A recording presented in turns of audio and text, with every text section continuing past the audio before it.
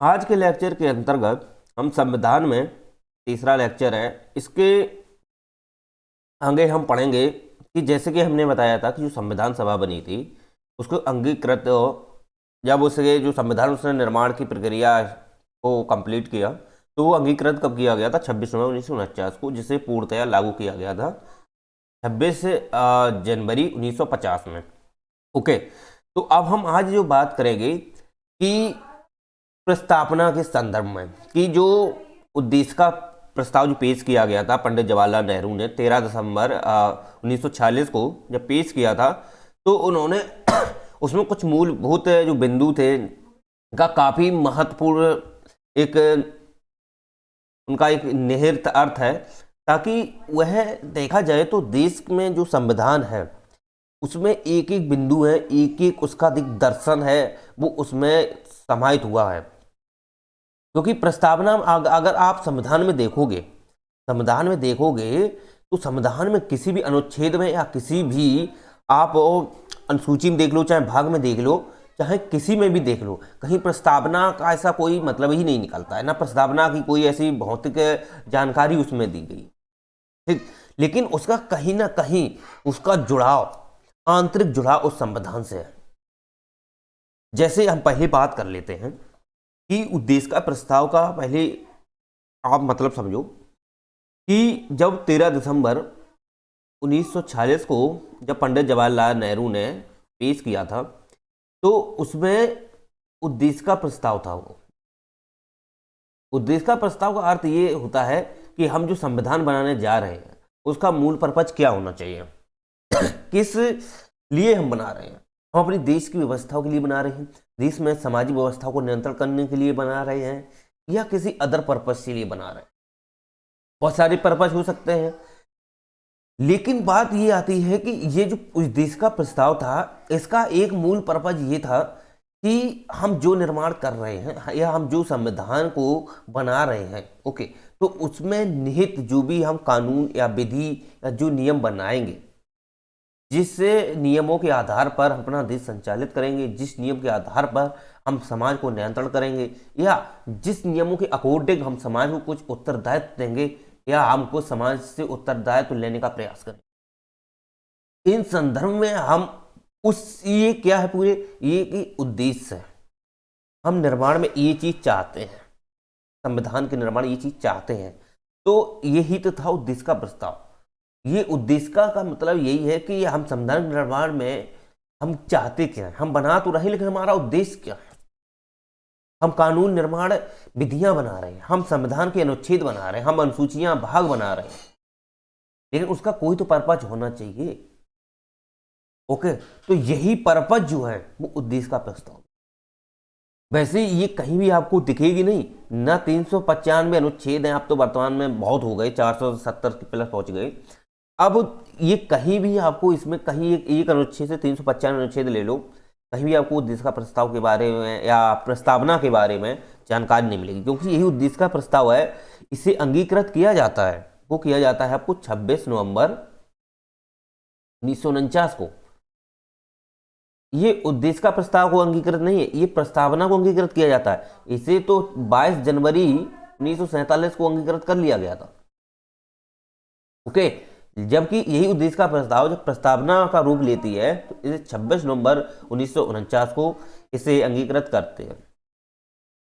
Right, तो आप देखोगे कि ये जो प्रावधान है उद्देश्य का प्रस्ताव है, उद्देश्य का प्रस्ताव में 395 अनुच्छेद आप देख लो, चाहे आप 12 अनुसूचियां देख लो, और चाहे आप 22 भाग देख लो, वर्तमान 25 हो गए, ठीक, या आप कोई भी सूचियां देख लो, जो 3 सूची हैं, इनमें कहीं भी आपको उद्देश्य का प्रस्ताव या प्रस्तावना जैसी विवरण नहीं मिलेगा, या प्रस्तावना जैसे कोई भी आपको अलग से जानकारी अनुच्छेद में या भाग में कहीं भी देखने को नहीं मिलेगी।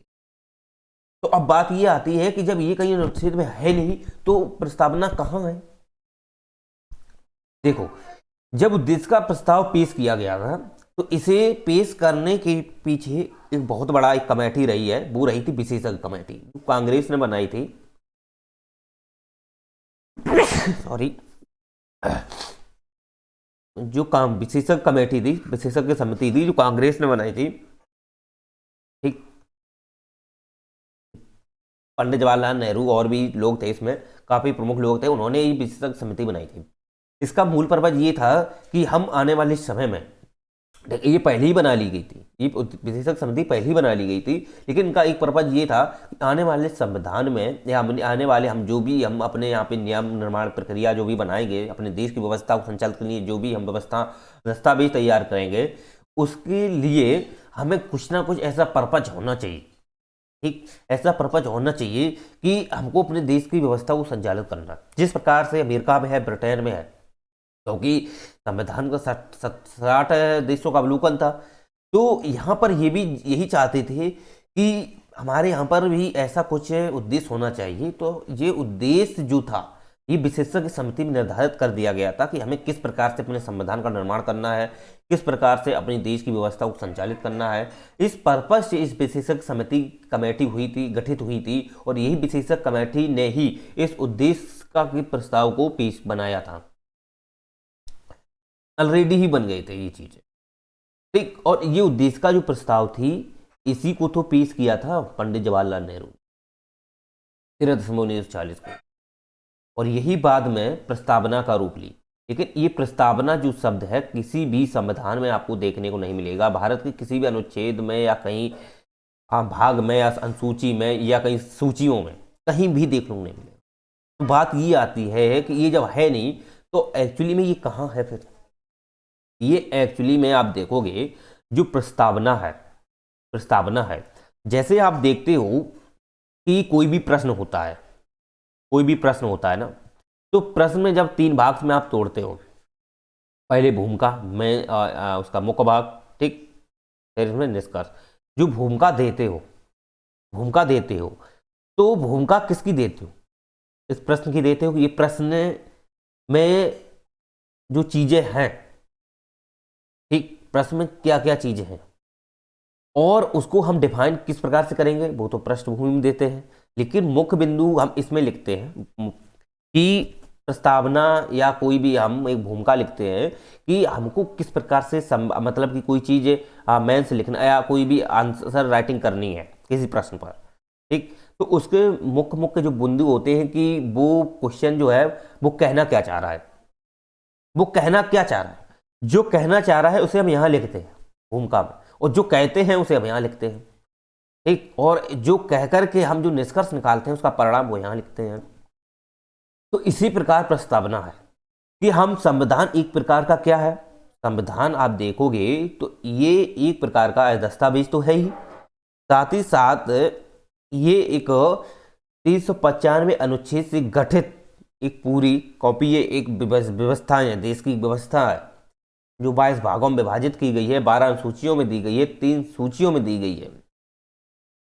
ये पूरा क्या है, संविधान एक प्रकार से एक देखोगे तो ये भी एक इस प्रश्न की तरीका से एक मुख्य भाग है।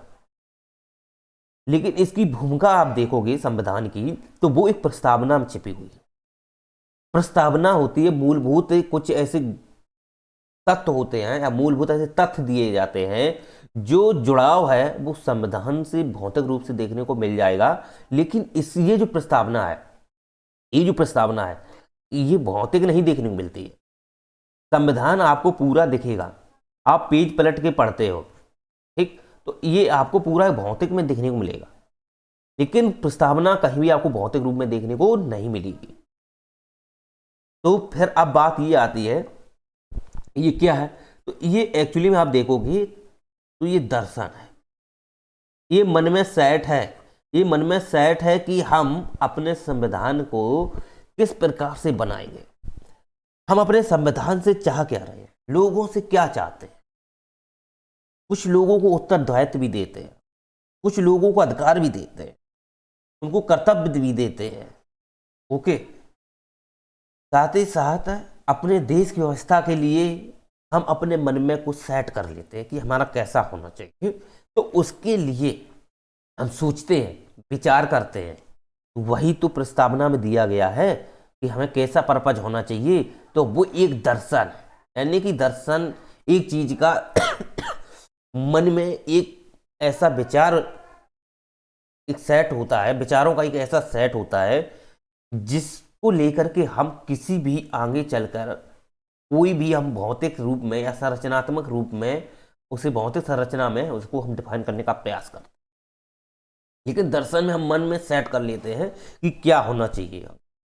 तो यही चीज इस प्रस्तावना में है, यही चीज इस प्रस्तावना में है, क्योंकि प्रस्तावना जो चाहती है, प्रस्तावना जो चाहती है वो क्या चाहती है?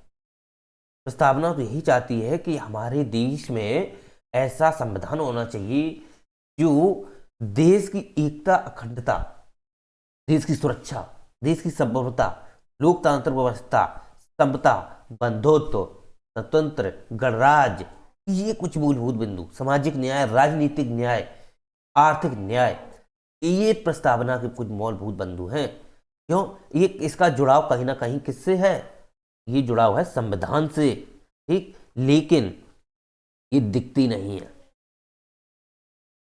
ये पूरे संविधान में रोंग रोंग में बसी हुई है, पूरे रोम रोम में बसी है, पूरे रोम रोम में बसी हुई है। संविधान की एक एक अंग में इसका जुड़ाव है।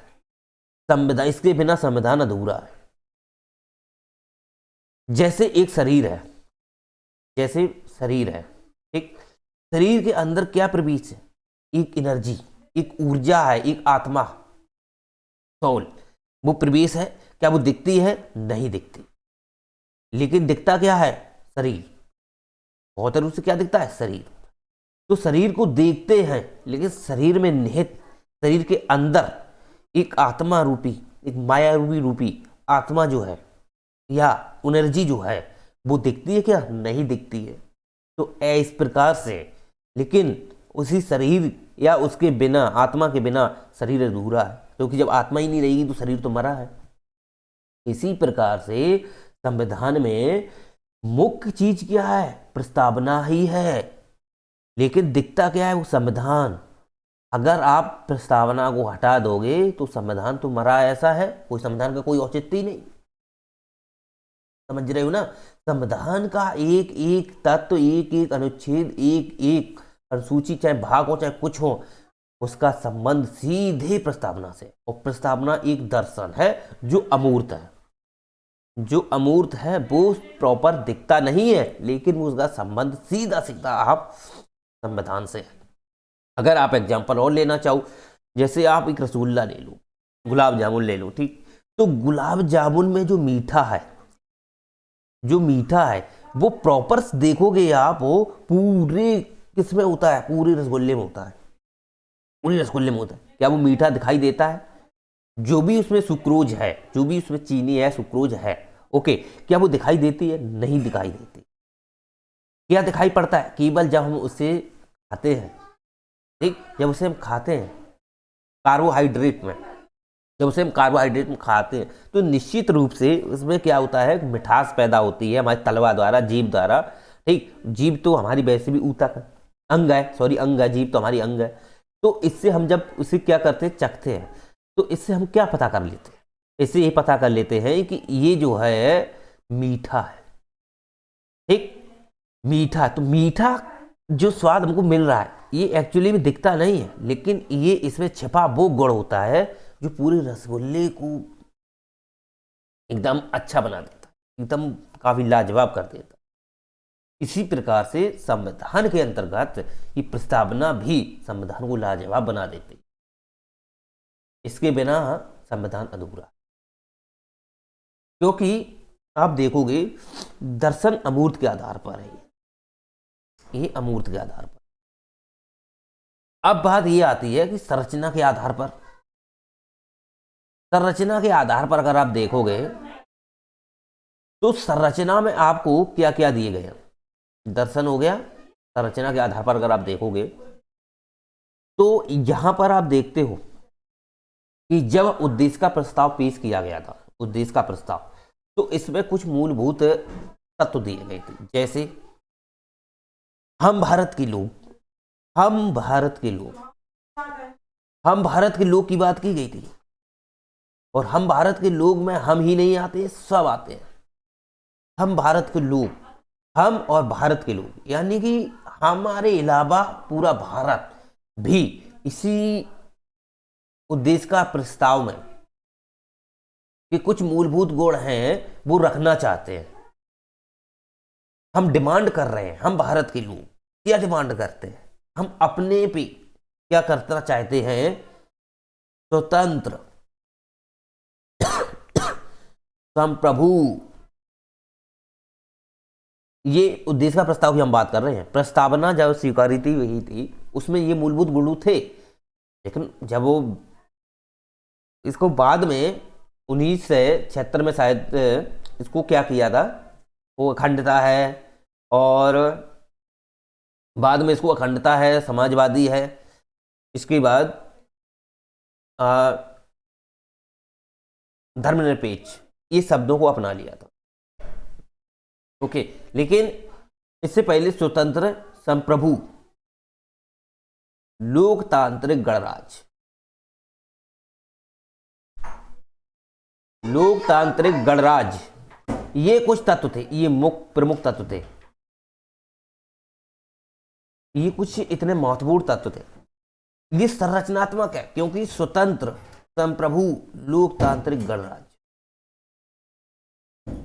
तो स्वतंत्र है, संप्रभु भी है, लोकतांत्रिक है, गणराज्य है। ये संरचना के आधार पर है, क्योंकि हम भारत के लोग क्या चाहते हैं, संविधान में क्या चाहते हैं, हम संविधान के या भारत को स्वतंत्र बनाना चाहते हैं। हम भारत को स्वतंत्र हैं, संप्रभु है, यानी कि संप्रभु, तो अभी हम इनका एक एक शब्द का स्पष्ट विवरण हम बाद में देंगे आपको। लोकतांत्रिक, लोकतंत्र भी है, गणराज्य है, गणतंत्र भी है, समझ रहे हो ना। स्वतंत्र संप्रभु लोकतांत्रिक गणराज्य, ये संरचना के आधार पर है। साथ ही साथ हम लोगों को क्या दे रहे हैं, सामाजिक न्याय, आर्थिक न्याय, राजनीतिक न्याय, ये हम किसे दे रहे हैं, ये हम दे रहे हैं लोगों को। सामाजिक न्याय, आर्थिक न्याय, राजनीतिक न्याय, ये लोगों को हम दे रहे हैं। एक मिनट वेट करो, एक मिनट वेट करो।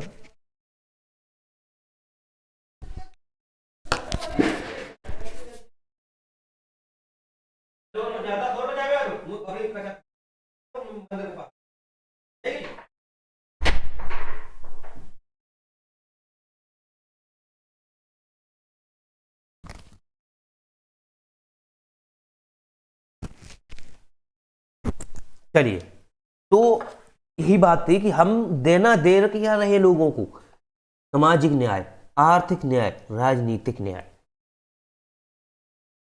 ये सभी बिंदु किसमें दे रखे हैं, मूलभूत तत्व किसमें दे रखे, ये दे रखे हैं हम अपनी प्रस्तावना में। साथ ही साथ हम चाहते क्या हैं, लोगों से भी, हम लोगों से क्या चाहते हैं, हम लोगों से चाहते हैं वो बंधुत्व बनाए रखें, ठीक, अखंडता बनाए रखें, समझ रहे हो, बंधुत्व, अखंडता, समता, स्वतंत्रता। हम लोगों से ये भी चाहते हैं, बंधुत्व की बात करते हैं, अखंडता की बात करते हैं। ये लोगों से हम चाहते हैं, लोगों से हम मांग करते हैं कि लोग बंधुत्व को बनाए रखें, बंधुत्व में आपसी एक प्रेम जुड़ाव रखें। अखंडता, अखंडता का मतलब ये है कि हमारा जो एक देश है, एक अखंड भारत है, इसे कोई तोड़ नहीं सकता है, कोई भी भारत का लोग उसे तोड़ नहीं सकता। हम भारत के एक लोग हैं, हम भारत के लोग हैं, और हम भारत के लोग हैं। अगर हम ऐसा नहीं कर सकते हैं, हम बंधुत्व को बनाए रखेंगे, हम अखंडता को बनाए रखेंगे, हम वहाँ के लोगों को समता बनाए रखेंगे, भेदभाव वाली चीजें नहीं करेंगे। तो सामाजिक, आर्थिक, राजनीतिक, बंधुत्व, अखंडता, समता, ये हम क्या चाहते हैं, ये हम संविधान से, संविधान ये लोगों से चाह रहा है, ये चीज लोगों को चाह रहा है, और ये संविधान लोगों को दे रहा है, एक। और ये जो है ना, ये संविधान में व्यवस्था को बनाए रख रहा है।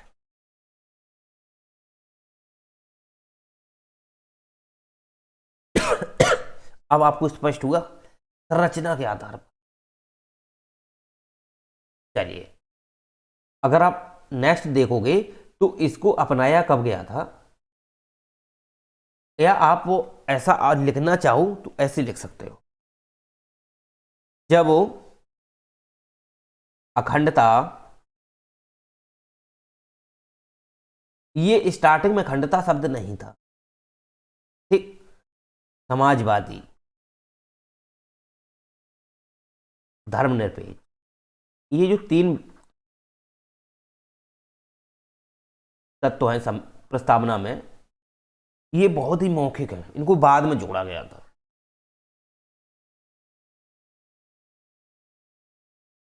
और देखा जाए तो इनका मुख्य पर्पज क्या है, अखंडता। समाजवादी, समाजवादी भी एक प्रस्तावना का ही अंग है। धर्मनिरपेक्ष, अब बात ये आती है कि ये तीन जोड़े गए थे, तो ये इसके लिए क्या संशोधन हुए थे, क्या हुए थे, इसके लिए अलग अलग काफ़ी सुप्रीम कोर्ट के मंतव्य रहे। सुप्रीम कोर्ट ने बहुत से केसों में ये बातें स्पष्ट की हैं, आगे हम क्लियर करेंगे। लेकिन इससे पहले हम ये समझने का प्रयास करते हैं कि अनुच्छेद आप 368 देखते हो, ये संसद को शक्ति देता है कि संविधान के किसी भी भाग, किसी भी अंग, किसी भी शब्द को या किसी भी चीज को ये संशोधन करने की शक्ति देता है, संशोधन की शक्ति देता है। तो क्या प्रस्तावना में भी संशोधन हो सकता है क्या, इसके बारे में हम आगे लेक्चर में बताएंगे। लेकिन पहले ये समझ लेते हैं कि ये संशोधन की तो बात होती है, संशोधन की बात होती है, लेकिन जब कोई चीज अमूर्त है तो उसमें आप क्या संशोधन कर सकते हैं। मूर्त चीज में संशोधन किया जा सकता है, अमूर्त में क्या संशोधन करोगे। अमूर्त चीजें एक मूलभूत तत्व है और मूलभूत तत्वों में संशोधन नहीं किया जा सकता है, मूर्त चीजों में संशोधन किया। तो ये जो तत्व है ये अमूर्त है और अमूर्त चीजों में आप संशोधन नहीं कर सकते। तो 368 के तहत जो संविधान है वो अनुसूचियों को बदल सकता है, अनुच्छेदों को सब कुछ कर सकता है, लेकिन ये मूर्त है, ये हमें संविधान उल्लिखित है स्पष्ट। लेकिन ये प्रस्तावना अगर आप देखोगे तो प्रस्तावना जो है इसका एक केंद्रीय बिंदु जरूर है, लेकिन ये अमूर्त है और अमूर्त को आप परिवर्तित नहीं कर पाओगे। Yes, okay. तो मुझे लगता है आपको ये चीजें स्पष्ट होंगी। तो अब बात ये आती है कि इन्होंने अपनाया था कैसे। हम भारत के लोग भारत को स्वतंत्र, संप्रभु, समाजवादी, धर्मनिरपेक्ष, लोकतांत्रिक, गणराज्य गणराज्य और लोगों को सामाजिक, आर्थिक, राजनीतिक न्याय के साथ साथ अवसर की समता, उपासना की स्वतंत्रता, संगठित करने, संघ बनाने की स्वतंत्रता, ठीक, साथ ही साथ इसमें बंधुत्व, एकता, अखंडता, यहाँ एकता और है, ठीक है, यहाँ पे एकता, अखंडता, बंधुत्व, एकता, अखंडता, ये शब्द जो थे वो प्रमुख रूप से हमारे संविधान की प्रस्तावना में जब अंगीकृत किया गया था, तब ये धर्मनिरपेक्ष और आप देखोगे समाजवादी और ये अखंडता शब्द ये नहीं थे। लेकिन इसे ये चीजें जो थी, ये जो और अंग जो थे, इसके तत्व जो थे, ठीक, ये हमारे संविधान में प्रस्तावना में थे। तो इसे 26 नवंबर 1949 को स्वीकृति दी गई थी प्रस्तावना को।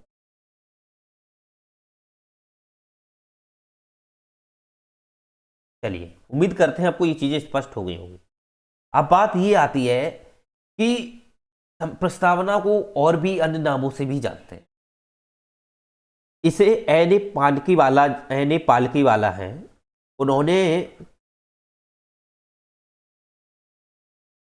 उन्होंने संविधान की प्रस्तावना को, जो प्रस्तावना है उसे संविधान का परिचय पत्र कहा है।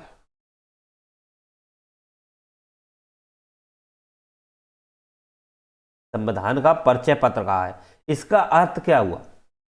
परिचय पत्र का मतलब यह है कि हम संविधान का परिचय देने का एक पत्र है हमारे पास, जो हम संविधान की जानकारी देंगे, उसका एक परिचय देंगे, उसका एक पत्र है हमारे पास। तो ये एन.ए. पालकीवाला ने यही बात कही थी कि संविधान का परिचय पत्र जो है वो है प्रस्तावना। ठीक। अगर आप देखोगे कि प्रस्तावना को आप अपनाया कहां से गया था, तो प्रस्तावना अगर आप देखोगे तो प्रस्तावना आप अमेरिका के संविधान से ली गई है। अमेरिका के संविधान से। अमेरिका का संविधान अगर आप देखोगे तो यहां जो प्रस्तावना है, ये जो प्रस्तावना है ये आपकी मूर्त है। वहां पे ये मूर्त है, अर्थात ये भौतिक है। भौतिक का मतलब है ये उसके अनुच्छेद या उसके अलग से किसी उसमें भाग में, अनुच्छेद में दी गई है। संविधान का जो लिखित संविधान है, भाई अमेरिका का जो लिखित छोटा संविधान है, उसकी जो प्रस्तावना जो दी गई है भौतिक रूप में दी गई है। भौतिक रूप में अर्थ यह है कि इसमें कहीं ना कहीं आप देखोगे वो अलग चीज है कि उसमें संशोधन करने की दिया गया हो या न दिया गया, अलग मैटर है, लेकिन वहां भौतिक रूप में अनुच्छेद के रूप में विवरण दिया गया है। वह अनुच्छेद के रूप में विवरण दिया है, वहां मूर्त दी गई है, जबकि भारत में अमूर्त है। भारत में किसी अनुच्छेद उसमें नहीं दिया, ये मूर्त है। इसमें संशोधन कर सकती है वो अगर करना चाहेगी तो। अमेरिका की जो कांग्रेस है, जो वहां की संसद है या कांग्रेस जिसे बोलते हैं, वो इसमें जो चाहेगी वो कर सकती है, क्योंकि ये भौतिक है। जबकि भारत में ये अमूर्त है, भौतिक नहीं है, अमूर्त है। ये व्यवहारिक है, ये व्यवहारिक है। ठीक। ये अपनाई कहां से गई थी? ये संविधान, ये अमेरिका की ही संविधान से अपनाई भारत की। लेकिन इसकी जो भाषा शैली है, भाषा शैली अमेरिका से नहीं थी। इसकी भाषा शैली जो थी वो ऑस्ट्रेलिया के संविधान से ली गई थी। ऑस्ट्रेलिया की जो प्रस्तावना है, संविधान की प्रस्तावना है, वहां से भाषा शैली को चयनित किया गया था। जबकि प्रस्तावना के जो मूलभूत गुण है, जो तत्व है, उनको कहां से लिया गया था? अमेरिका के संविधान से। तो आप देखोगे कि जब 60 संविधानों का अवलोकन किया गया था, उसमें एक एक पॉइंटों को छान छान के, हमारा संविधान को छान छान के बनाया गया था, छान छान के। तो संविधान को जब बना लिया तो संविधान की आलोचना भी तो होती है। देखो, आलोचना कुछ करते हैं, हम थोड़ा समझ लेते हैं पीछे जाकर के। आलोचना कुछ लोग करते हैं।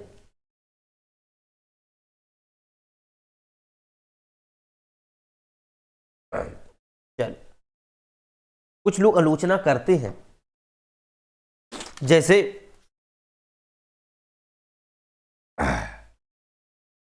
एक मिनट।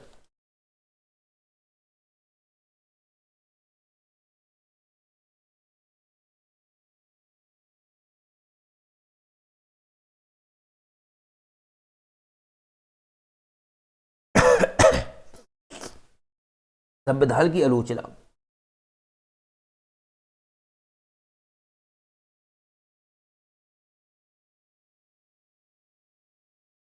संविधान की आलोचना को हम थोड़ा समझते हैं। देखो, जब संविधान बना था तो संविधान आप देखोगे सबसे ज्यादा जो तत्व लिए गए थे वो भारत सरकार अधिनियम जो 1935 का था, उसमें ही देखोगे आप 8 अनुसूची और 8 अनुसूची और भाग भी थे उसमें। ठीक। साथ साथ 395 अनुच्छेद भी थे। ये हमारे भारत सरकार अधिनियम था। तो लोग ये कहते हैं, आलोचक ये कहते हैं कि जो संविधान है, इनका जो भारत का संविधान है, वो पूरा पूरा ब्रिटेन के भारत सरकार अधिनियम है उसकी कॉपी पेस्ट है पूरी पूरी। एक तो आलोचना ये हुई। दूसरा, उधार की बोरी। संविधान क्या है? उधार की बोरी है। उधार की बोरी है। जैसे, क्योंकि 60 देशों का जब अवलोकन किया गया था, 60 देश के संविधान का जब अवलोकन किया था, तो ये छान छान के लिया गया था। तो भीमराव अम्बेडकर ने तो यही बात कही थी कि हमारा संविधान जो है वो विभिन्न सभी देशों से छान के बनाया गया एक वो संविधान है जो किसी भी देश में पूर्ण रूप से इसे दिखेगा ही नहीं। दिखेगा कहाँ से? जब 60 देशों के संविधान से अवलोकन करते हैं तो उसका कुछ इससे उठा लिया, कुछ इससे उठा लिया, कुछ इससे उठा लिया। जब आलोचकों ने आलोचना की तो भीमराव अम्बेडकर ने ये बात कही थी। भीमराव अम्बेडकर ने ये बात स्पष्ट कही थी कि हमारा संविधान जो है, हमारा संविधान जो है वो एक्चुअली में सभी विभिन्न संविधानों को, भिन्न भिन्न संविधानों की बिंदुओं को छांट कर बनाया गया। इससे से किसी की तुलना नहीं की जा सकती। ये भीमराव अम्बेडकर ने बात कही थी। क्योंकि इसे आलोचक उधार की बोरी मानते थे ना। उधार की बोरी का मतलब है कि किसी इस देश से ले लिया, कुछ इस देश से ले लिया, कुछ इस देश से ले लिया, तो ये तो उधार की ली बोरी है। ठीक। और देखोगे दूसरी बात, आलोचक कहते हैं,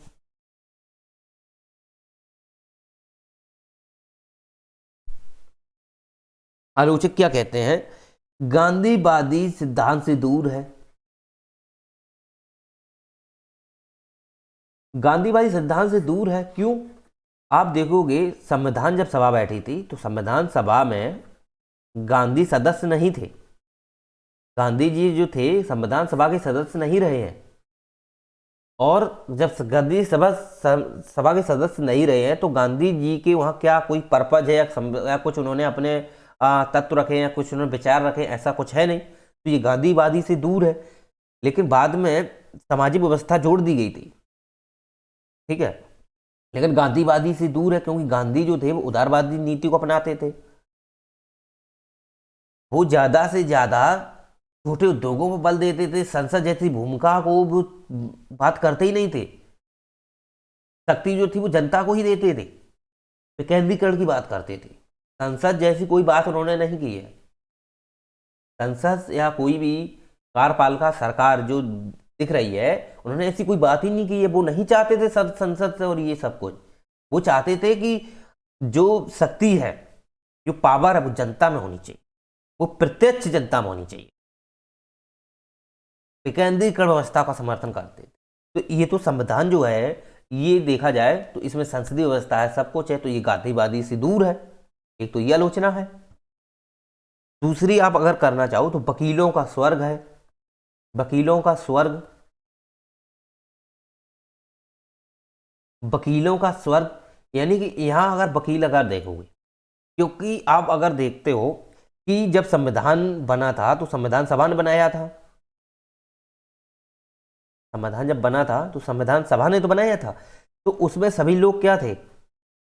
उसमें आप देखोगे तो सब उच्च लोगों के, बड़े बड़े लोगों के थे, बड़े बड़े घर से मतलब कि बिलोंग करते थे या काफी शिक्षित लोग थे। ठीक। क्योंकि 10 लाख पर एक व्यक्ति को चयन किया गया था। ओके, तो एक व्यक्ति जो था काफी समृद्ध घर से या काफी उच्च लोग थे।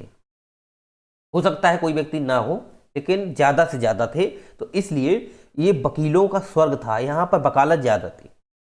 भीमराव अम्बेडकर भी वकालत करते थे, गांधी जी भी वकालत करते थे, अपने अपने सब वकालत करते थे, लेकिन गांधी जी तो थे नहीं, बात अलग है। तो ये सब ये वकीलों का स्वर्ग है। दूसरी बात है कि इसमें कहीं ना कहीं ये बात तो किसने कही थी? ये कही थी सर आइवर जेनिक्स ने।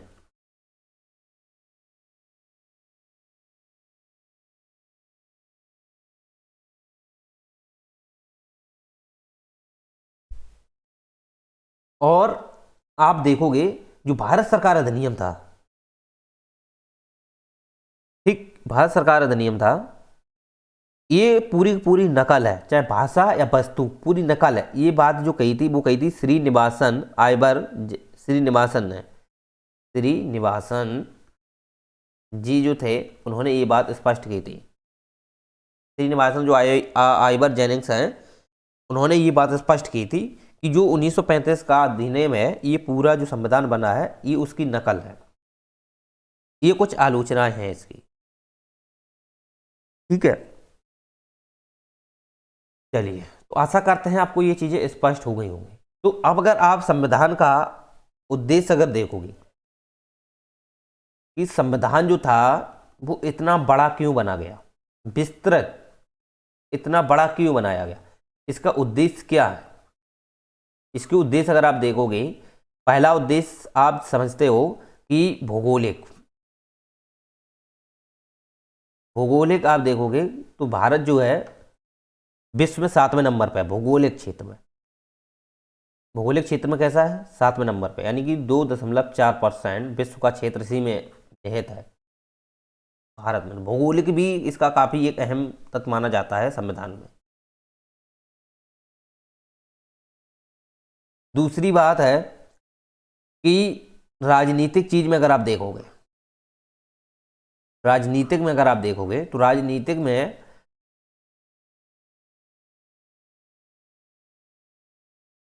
सामाजिक में पहले देख लो, भौगोलिक सामाजिक में आप देखोगे तो यहाँ पर जनता जो थी लगभग उस समय 35 करोड़ करीब थी, 35 करोड़ या 30 या 35 करोड़ के ही करीब थी जब संविधान था, ठीक। 30-35 करोड़ जनता थी और 30-35 करोड़ जनता बहुत थी उस समय।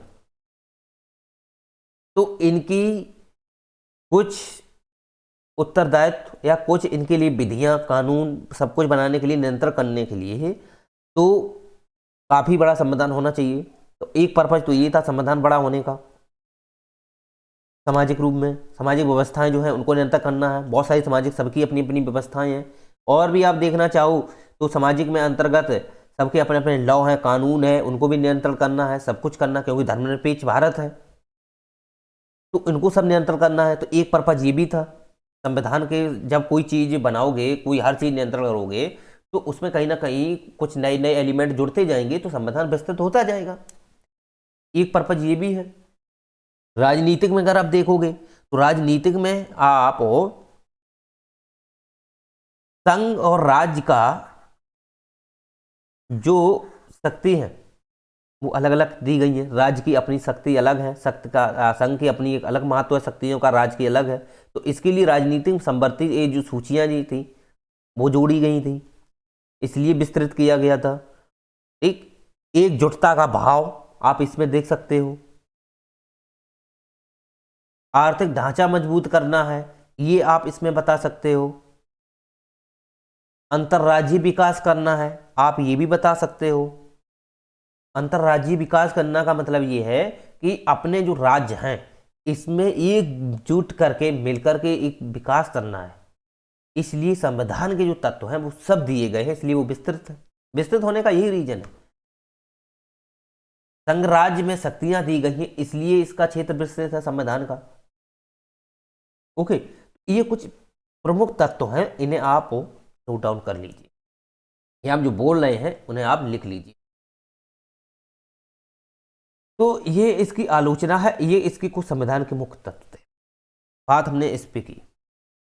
लेकिन हम बात यहां नहीं कर रहे थे, ये पढ़ाना इंपॉर्टेंट था लेकिन हम बात यहां नहीं कर रहे थे, हम बात कर रहे थे संविधान की प्रस्तावना पर। तो संविधान की जो प्रस्तावना थी उसका जुड़ाव भी तो कहीं ना कहीं यहीं से तो है। चलिए, तो उम्मीद करते हैं आपको ये चीजें स्पष्ट समझ में आ गई होंगी।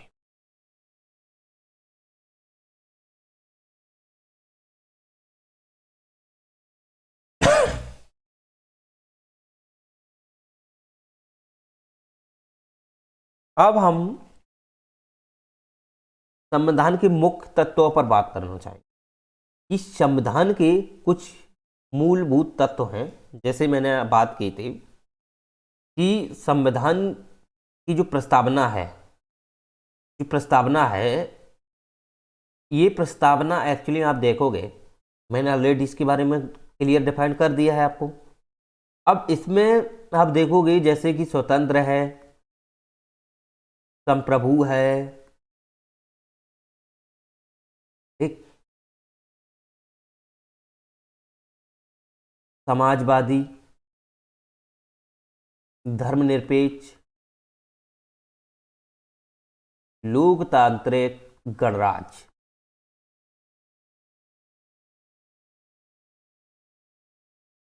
ये समाजवादी, धर्मनिरपेक्ष और अखंडता ये मूल संविधान में नहीं थे।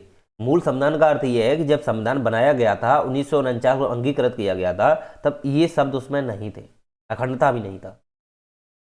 ये तो बाद में आप ऐड किए गए हैं, लेकिन उसके पहले स्वतंत्र, संप्रभु, लोकतांत्रिक, गणराज्य ये बनाने की बात हुई। अब हम एक एक करके इनको समझेंगे पूरे कंप्लीट। संप्रभु को भी समझेंगे, समाजवादी का महत्व भी समझेंगे कि समाजवादी शब्द लिया गया उसका क्या महत्व है हमारे देश में, समाज में। धर्मनिरपेक्ष का क्या महत्व है, लोकतांत्रिक और गणतंत्र का भी क्या महत्व। सबसे पहले स्वतंत्र। स्वतंत्र तो आप देखते हो कि पूरा पूरा इसके लिए एक स्वतंत्रता का अधिकार भी दिया गया है।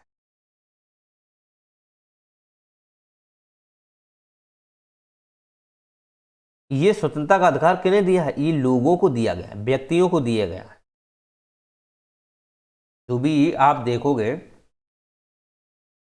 पूरा पूरा स्वतंत्रता का अधिकार जो है 19 से 22 तक स्वतंत्रता का अधिकार है, वो किसमें दिया गया, संविधान के जो भाग है 3 है, 12 से जो 35 तक का अनुच्छेद है वो किससे है, मौलिक अधिकार से है।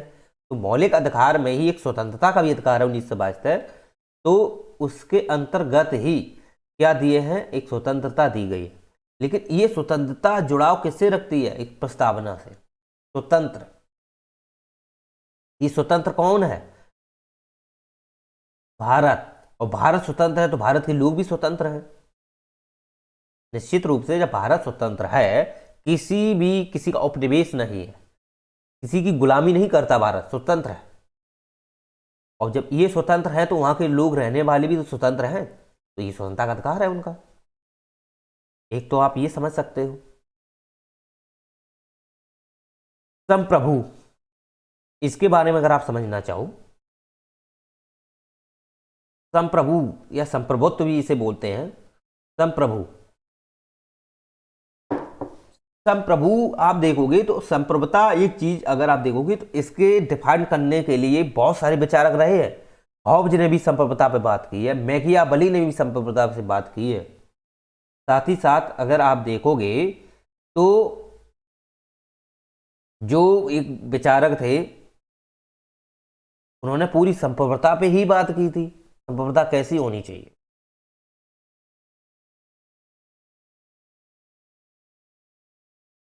तो संप्रभुता के लेकर के अलग अलग बौंदा जो रहे हैं, उन्होंने पूरा संप्रभुता पे ही पूरा तैयार कर दिया बौंदा ने कि संप्रभुता कैसी होनी चाहिए। लेकिन हम उस संप्रभुता की बात नहीं कर रहे हैं। हम संप्रभुता यहाँ शब्द जो लिया गया है उसका ये स्पष्ट है, 2 तरीके से आप समझ सकते हैं। एक संप्रभुता आंतरिक क्षेत्र में आप देखना चाहो और एक बाहरी क्षेत्र।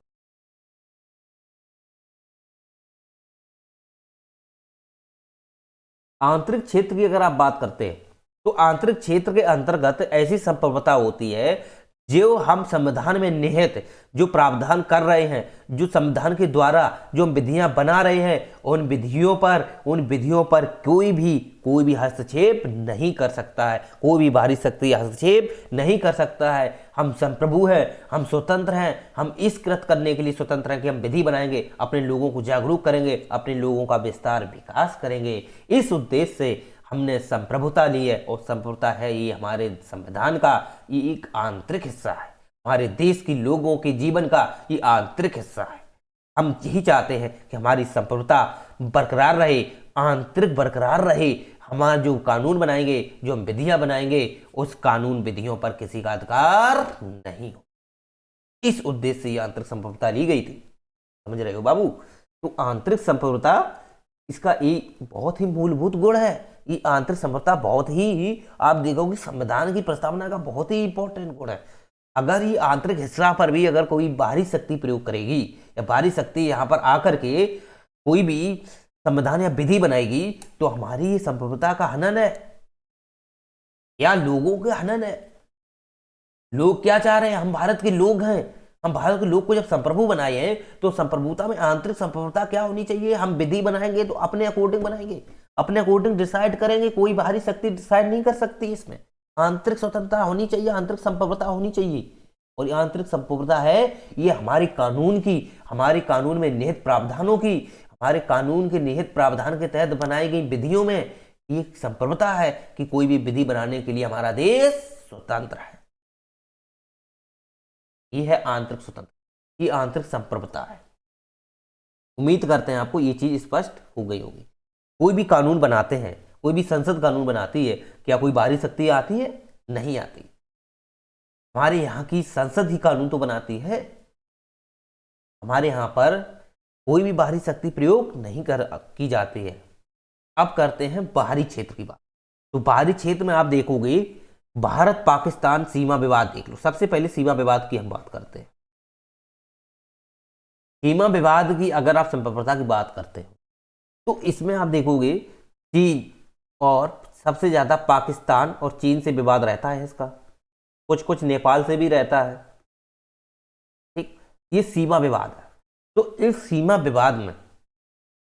विवाद में आप देखोगे तो भारत और जब चाइना विवाद होता है तो कहीं ना कहीं इसमें विवाद के जो फैसले होते हैं वो यूएनओ और कहीं भी इतना नहीं जाते हैं भारत के। भारत ये चाहता है कि हमारे पड़ोसी हैं ये, भारत ये चाहता है हमारे पड़ोसी है और पड़ोसी से कभी बिगाड़ नहीं करना है, तो हम स्वयं में क्यों ना अपने फैसले सुलझा लें, क्यों हम बाहरी यूएनओ की शक्ति या अमेरिका की शक्ति को यहाँ इंटरफेयर करने दें? नहीं करने देंगे, क्योंकि हमारी जो स्वतंत्रता है, ये संप्रभुता है, वो बाहरी क्षेत्र पर हम दो लोगों के बीच विवादित फैसले हैं, इसको सुलझाने का फैसला हम ही करेंगे, हम ही करेंगे इस फैसले। इसे कोई भी बाहरी शक्ति फैसला नहीं करेगी। हमारा संविधान में हमारे प्रावधान है, बाहरी क्षेत्र की संप्रभुता है, इसके तहत हम जो भारत और चाहे चीन हो, चाहे पाकिस्तान हो, चाहे नेपाल हो, किसी से भी अगर हम सीमा विवाद करते हैं तो ये हमारे द्विपक्षीय मामले हैं और द्विपक्षीय मामलों में किसी का हस्तक्षेप तीसरी शक्ति नहीं करेगी। तो ये हमारे एक बाहरी क्षेत्र पर की एक संप्रभुता है और ये काफ़ी अच्छी संप्रभुता है जो भारत और चाइना, भारत पाकिस्तान, भारत नेपाल या पाकिस्तान के बीच जो भी विवादित फैसले होते हैं, विवादित जो मामले आते हैं, उसको लेकर के केवल भारत एक प्रकार से अंतर्राष्ट्रीय स्तर पर अपनी बात रखता है, वो आतंकवाद को लेकर के रखता है। सीमा विवाद को लेकर के मैटर जो होते हैं भारत स्वयं सुलझाने का प्रयास करता है, भारत स्वयं सुलझाने का प्रयास करता है। इसका अर्थ ये हुआ कि भारत संप्रभु बाहरी क्षेत्र में भी है और आंतरिक क्षेत्र में है, इसलिए इस पर किसी प्रकार का दबाव नहीं हो सकता, कोई शक्ति दबाव नहीं कर सकती है, चाहे कितनी भी पावरफुल हो। भारत इस चीज के लिए संप्रभु है। भारत भले ही राष्ट्रमंडल का सदस्य है, भारत मई में राष्ट्रमंडल का सदस्यता ली थी, मई में 1949 में जब राष्ट्रमंडल की सदस्यता ली थी, तो इसका मतलब ये नहीं है कि भारत इसके नीचे है। भारत ऐसा नहीं है कि राष्ट्रमंडल जो है या राष्ट्रमंडल का जो गुट है या कोई भी राष्ट्रमंडल की संस्था है जो भारत के कानूनों में हस्तक्षेप कर दे, नहीं, ये अनौपचारिक है, औपचारिक नहीं है, अनौपचारिक। अनौपचारिक का अर्थ आप ये समझिए कि हम एक प्रकार से राष्ट्रमंडल का सदस्य मानते हैं, हम अपने ऊपर राजा महाराजा, रानी महारानी ब्रिटेन की को समझते हैं, मानते हैं, क्योंकि हम उसके उपनिवेश रही थी। हमें जब स्वतंत्रता उसने दी थी तो ये डिमांड की थी राष्ट्रमंडल की सदस्यता के लिए उसने, तो मुझे लेना व्यवस्था, क्योंकि हम चाहते थे कि हम अपने देश को एक संप्रभु बनाएं, हम देश के लोगों को स्वतंत्रता दें, नियम कानून विधियां स्वयं बनाएं, क्यों यहाँ इंटरफेयर करने दें। तो संविधान के इस चीज़ों के उद्देश्य के लिए हमारे जो बुद्धिजीवी लोग थे उन्होंने राष्ट्रमंडल की सदस्यता इस उद्देश्य से ली थी कि हमारे यहाँ के जो लोग हैं जो स्वतंत्र हैं, क्योंकि यहाँ पे कहीं ना कहीं ब्रिटेन है वो इस चीज़ से अब इंटरफेयर नहीं करेगा राष्ट्रमंडल की सदस्यता लेने के बाद, इसलिए ये राष्ट्रमंडल की इन्होंने सदस्यता ली थी। और राष्ट्रमंडल की सदस्यता का अर्थ यहाँ ये नहीं समझना है कि हमारे कानून है, विधियाँ हैं, निर्माण है, उस पर राष्ट्रमंडल की संस्था है उस पर हस्तक्षेप करती है, नहीं करती है, ऐसा कोई मतलब नहीं है। हमारा संविधान इस चीज़ के लिए स्वतंत्र है, संप्रभु है। बस यही है कि हम इससे अपने ऊपर राजा महाराजा को मानते हैं, क्योंकि हम उसके नीचे हैं, नीचे हैं, राजा महाराजा को हम जरूर मानते हैं राष्ट्रमंडल के तहत कि हमारे ऊपर राजा महाराजा ब्रिटेन में बैठे हैं वो हैं, ऐसा हम जरूर मानते हैं। अब तो वहाँ की महारानी भी खत्म हो गई है, ऐसा हम जरूर वहाँ पे मानते हैं। अब बात यह है कि मानते जरूर है, लेकिन ऐसा नहीं है कि उसके अंडर में हम काम करते हैं, ऐसा नहीं। जब पूरा स्वतंत्रता अधिनियम बना था, एक्ट बना था 1947 का, तो उसमें जो भी उसकी शक्तियां थी, वो शक्तियां भले ही ले ली गई ब्रिटेन की, लेकिन उन शक्तियों पर अधिकार किसका हो गया? भारत के हो गया, भारत के लोगों का हो गया। और वहां ब्रिटेन के लोगों का अधिकार नहीं रहा, विधि बनाने का, कानून बनाने का कोई अधिकार नहीं रहा है। तो इस उद्देश्य में आप देखोगे तो ये संप्रभुता काफी प्रमुख है, चाहे आंतरिक हो चाहे बाहरी हो। भारत स्वयं में बढ़ चढ़कर हिस्सा लेने में समर्थ है, सामर्थ्य है उसके अंदर, संप्रभु है। चाहे सीमा विवाद हो, सीमा विवाद में आप देखते हो कि भूटान है, अगर आप देखोगे भूटान जो है, भूटान से जब सीमा विवाद होता है चाइना का, तो भूटान किससे मांग करता है? भारत से करता है। तो भारत संप्रभु है, बाहरी शक्तियों में भी हस्तक्षेप कर सकता है। तो सीधा भारत जाता है कहां पे? भूटान में सेना भेजता है, भूटान की सीमा पर सेना भेजता है, वहां पे लगा देता है जा। बाहरी शक्ति में भी हस्तक्षेप करता है भारत, इतना पावरफुल है संप्रभुता इतनी, समझ सकते हो ना। तो इसलिए संप्रभुता को कोई हंसी में मत लेना, संप्रभुता का बहुत बड़ा गुण है। ये हमारे देश की सुरक्षा का एक मूलभूत बिंदु है। देश की सुरक्षा संप्रभुता पर ही तो टिकी है। जो लोग देश में रह रहे हैं उनकी सुरक्षा कौन कर रहा है? देश की सेनाएं कर रही हैं। और देश की सेनाएं किसके तहत कर रही है? क्योंकि भारत हमारा संप्रभु है। इसलिए संप्रभुता को खोना नहीं चाहते हमारे देश के लोग, हमारी देश की सेना या देश की सरकार संप्रभुता को नहीं खोना चाहती, इसलिए सेना को गठित करती है। सेना को इसलिए गठित करती है कि आने वाली जो शक्तियां हैं उसको छीड़-भीड़ कर दे, उनका विनष्ट कर दे, ताकि संप्रभुता पर कोई आंच ना आए, लोगों की सुरक्षा बनी रहे। तो लोगों की सुरक्षा के लिए, लोगों की स्वतंत्रता के लिए, देश के विकास के लिए, देश की सरकार की व्यवस्था को संचालित करने के लिए, प्रशासन व्यवस्था को संचालित करने के लिए इस संप्रभुता का वर्णन किया गया था। ये संप्रभुता हमारे देश की बहुत बड़ा एक गुण है, बहुत बड़ा एक मूल्य है, जो देश की सुरक्षा, देश की संप्रभुता, देश की एकता को बनाए हुए है। उम्मीद करते हैं आपको ये संप्रभुता समझ में आ गई होगी। चलिए नेक्स्ट बात अगर हम करते हैं लोकतंत्र की बात कर लेते हैं।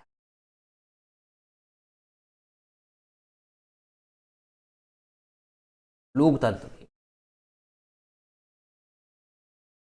देखिए, लोकतंत्र की अगर हम बात करें तो ये भी एक संविधान के जो प्रस्तावना में है उसका एक बहुत ही मूलभूत एक मूल्य है। ये मूल्य है, संवैधानिक मूल्य है, ये प्रस्तावना में निहित मूल्य है। ये लोकतंत्र भी उसका एक मूल्य है। लोकतंत्र आप अगर देखोगे इसका सीधा सीधा अर्थ ये निकलता है लोगों का तंत्र। देखो प्रस्तावना जो थी उसमें अपनाया क्या गया था? हम भारत के लोग, हम भारत के लोग,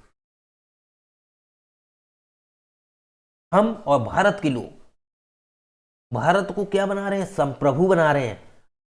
ये संप्रभु लोग क्या संस्था नहीं बना रही है, हम भारत के लोग बना रहे हैं। लोकतंत्र को संस्था नहीं बना रही है, हम भारत के लोग बना रहे हैं। ठीक, तो हम भारत के लोग, ये आप देखोगे कितना इंपॉर्टेंट है। कोई एक व्यक्ति नहीं है इसमें, समस्त भारत के लोग हैं। समस्त का एक बच्चा जो गोद में है या जो पेट में बच्चा है उसका भी अधिकार बनता है कि हम भारत के लोग हैं, हम भारत के लोग हैं, हम भारत के लोग हैं। हमारे अंदर ये भावना है कि हम भारत के लोग हैं और हम भारत को संप्रभु लोकतांत्रिक एक गणराज्य बना रहे हैं, देश की एकता अखंडता को बनाए रख रहे हैं। ये हम भारत के लोग हैं, कोई दूसरी संस्था नहीं है, ना दूसरी कोई विदेश के लोग हैं। यहाँ पे हम भारत के लोग हैं जो भारत के नागरिक हैं, उन्होंने बनाए हैं। भारत का प्रत्येक नागरिक का एक एक विचार, एक एक भाव, ये हमारे संविधान में निहित है। तो लोकतंत्र में आप देखोगे तो हम भारत के लोग हैं। तो सबसे पहले इसकी अच्छी फिलॉसफी जो देती है वो अब्राहम लिंकन ने दी थी, जो अमेरिका के थे, अब्राहम लिंकन। उन्होंने ही दी थी। सबसे पहले लोकतंत्र व्यवस्था कहाँ अपनाई गई थी? अमेरिका ही में अपनाई गई थी।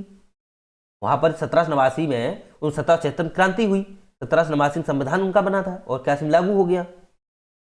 तो जब इसे बनाया गया था वहां पर, तो वहां पर लोकतंत्र व्यवस्था ली गई थी।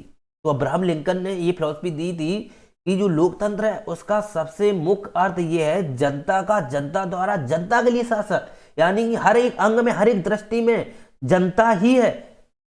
हर एक अंग, हर एक दृष्टि, हर एक गुण में जनता ही है, जनता के अलावा और कोई सिवाय, जनता के सिवाय कुछ नहीं है। तो अब्राहम लिंकन ने कहा था कि जो शासन है, जो शासन है उसकी जो शक्ति है वो जनता में है, क्योंकि जनता का, जनता द्वारा जनता के लिए शासन,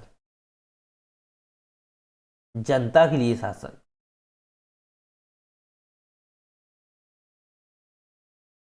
तो जनता का, जनता द्वारा जनता के लिए शासन का अर्थ यह है कि हर अंग में एक केंद्र में किसको रखा है?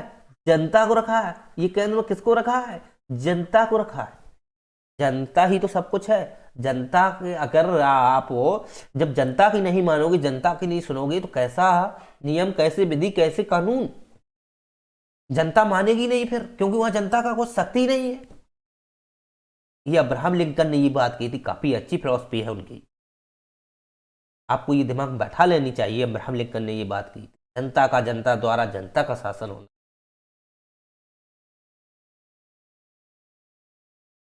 मॉन्टेस्क्यू भी अच्छे विचारक रहे हैं लोकतंत्र को लेकर, जेएस मिल भी अच्छे विचारक रहे हैं लोकतंत्र को लेकर, बहुत अच्छे विचारक रहे हैं फिलॉसफी में। आप पढ़ोगे अच्छे से तब पता चलेगा। तो लोकतंत्र का संविधान में जो अर्थ है वो सीधा सीधा जनता से है। अब लोकतंत्र भी कई टाइप के होते हैं और वो अपने देश की व्यवस्था के आधार पर, वहां पर आप देखोगे तो लोकतंत्र अपनाने के पीछे कारण वहां की आप देखोगे तो दो टाइप से तो होते ही है ये। जैसे पहला अगर आप देखोगे तो पहले में अगर आप देखोगे तो एक तो होता है प्रत्यक्ष लोकतंत्र और दूसरा होता है अप्रत्यक्ष लोकतंत्र।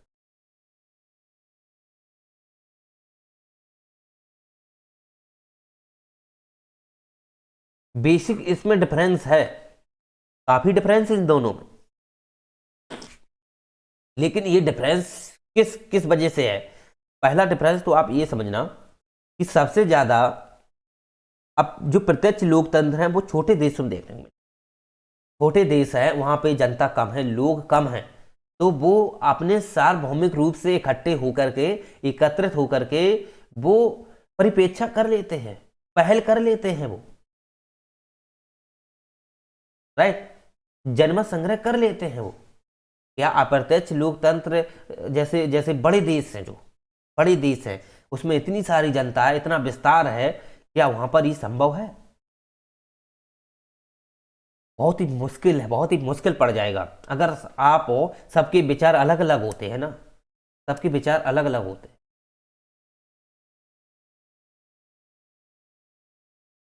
और आप देखोगे जो प्रत्यक्ष लोकतंत्र की बात जो की है, जो प्रत्यक्ष लोकतंत्र की बात जो की है, आ जेएस मिल ने भी लोकतंत्र पे बात की है।